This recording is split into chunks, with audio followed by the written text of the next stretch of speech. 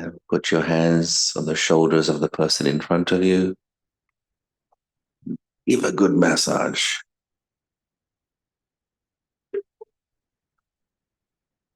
Massage harder, harder.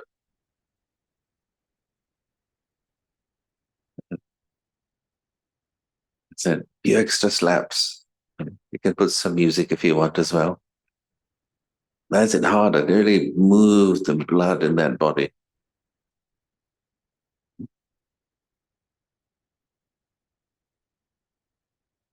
Okay, now turn around the other way and get your revenge.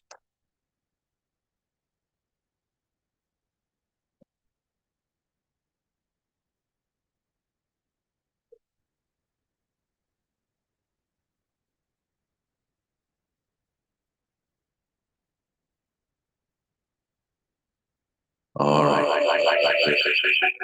Yeah. Feels better?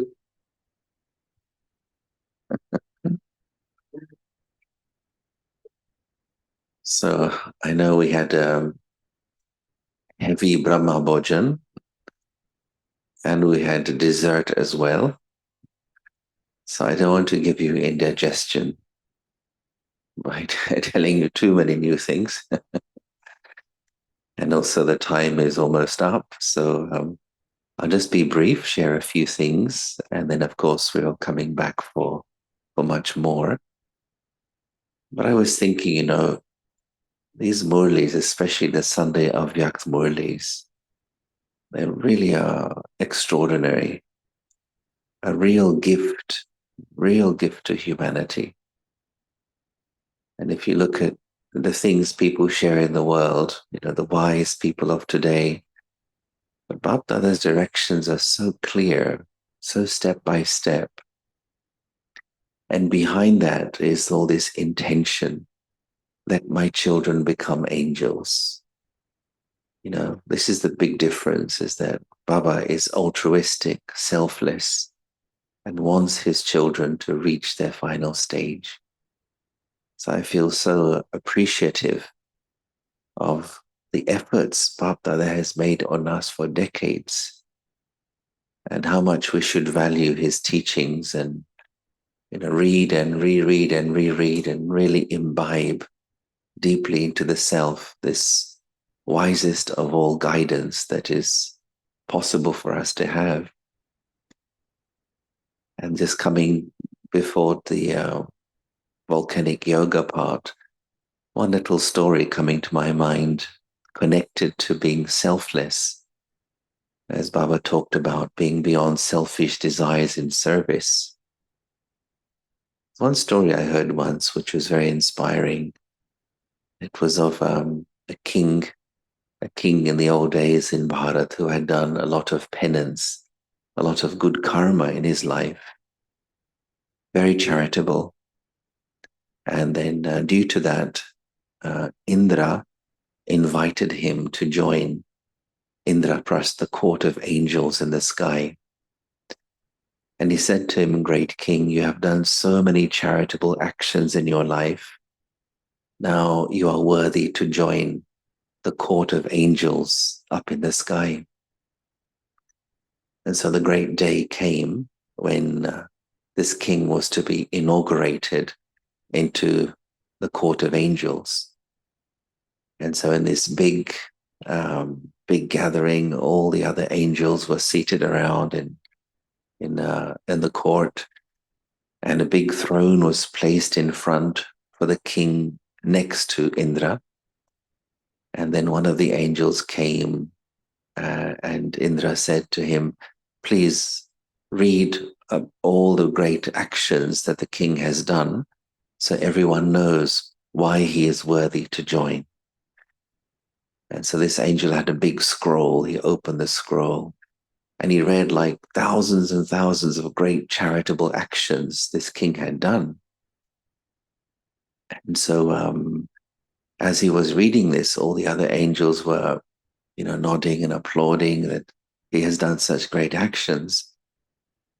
And also as the king was hearing his praise sung, little bit he was smiling and a little bit nodding and a little bit feeling, yeah, I did that. Yeah, yeah, true, it's true. At the end of all that, when the reading was over, then Indra said to the king, "Oh, great king, you have done so many great karmas in your life, so many charitable actions. Well, you're such a great soul. You've accumulated a huge stock of karma, but because you enjoyed listening to your praise, you have exhausted all your pure karmas. Now your account is zero. You can go back to the earth." So the bar is very high to become an angel. It's a very high standard. And hence, Baba's saying, whatever you do, Baba is watching. Yeah? So no need to be concerned. Are other people watching and noticing all the service I'm doing? What does it matter? Baba sees everything anyway. And so, volcanic yoga also is to clean out these remnants of the I and mine feelings which may still remain in the soul. And I would say that this is the main qualification to join the angel club, is to be free from I and mine related feelings. So why Baba uses the phrase volcanic yoga. When there is a volcano, you can't do anything about it. It's so powerful. Nothing can stand in the way of the lava which the volcano releases. There is so much power and there is so much light. So volcanic yoga is that very elevated stage where the light and might coming from you is reaching many, many souls and doing service automatically. In the presence of a volcanic yogi, your own weaknesses burn just by being in their presence. Your own difficult negative sanskars don't have the courage to be in front of that stage of the volcanic yogi. And Baba has said there is so much corruption, sorrow, violence in the world that the vibrations of your volcanic yoga can reach the souls who are suffering and give them some relief from their own pain. But what to do? What practical steps to take in order to bring our yoga to that level? Again, the Avyak Murli today was kind of preparing us for this, where Baba talked about, all the unnecessary thoughts and energy we have. And I'd like to share a little formula here, which I think is very relevant. And the formula is that the result of something is connected to two things. The result equals the effort that you make divided by the waste that you also produce. If we wish to be a double intense effort maker, we have to pay attention to both these things. Make more effort, but reduce the waste that you are also producing. In other words, do the right thing more and do the wrong thing less. Now, generally, we tend to pay attention to doing the right thing more, which is good, of course. For example, having more yoga, being on time, paying attention to churning, doing more service. So we try to tick the boxes to do the right thing accurately. And yes, that's good. It's absolutely what we should do. But the other part, reducing the waste, that often we pay less attention to that. And I believe if we want to have more power in the soul, to reach the volcanic yoga stage, we need to pay attention to reducing the waste. And waste in two particular areas. The easier area to check is the wastage of our verbal energy, speaking less words, not wasting the energy of my words. So, how to do that? Baba had said once, pay attention to two things. One is make your words more essential. So instead of speaking 100 words to someone about something, can I say the same thing in 60 words? Can I be more essential and more precise with my words?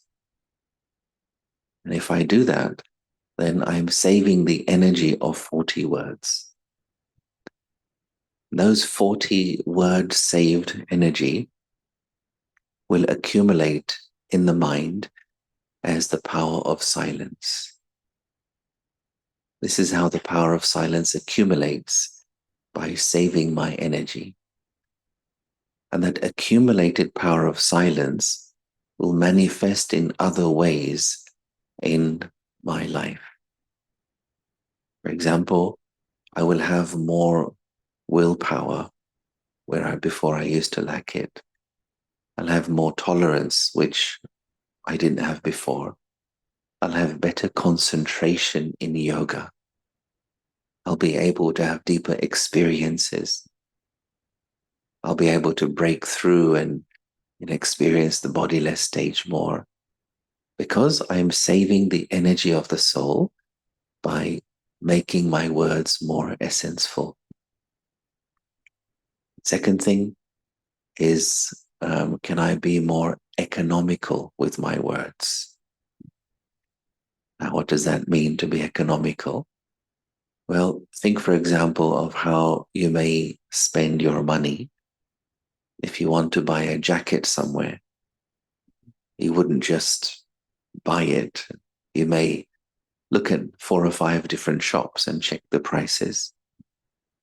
And you may wait until there is a sale so that you can use your money economically. In the same way with our words, let me choose what is to be said, when it is to be said, who it is to be said to, and how much is to be said. If I'm aware of all these factors, then I will speak words economically and I won't have to repeat myself. It's a simple thing, but yet we do waste a lot of verbal energy because we may just be speaking at the wrong time or to the wrong person. Now you may know that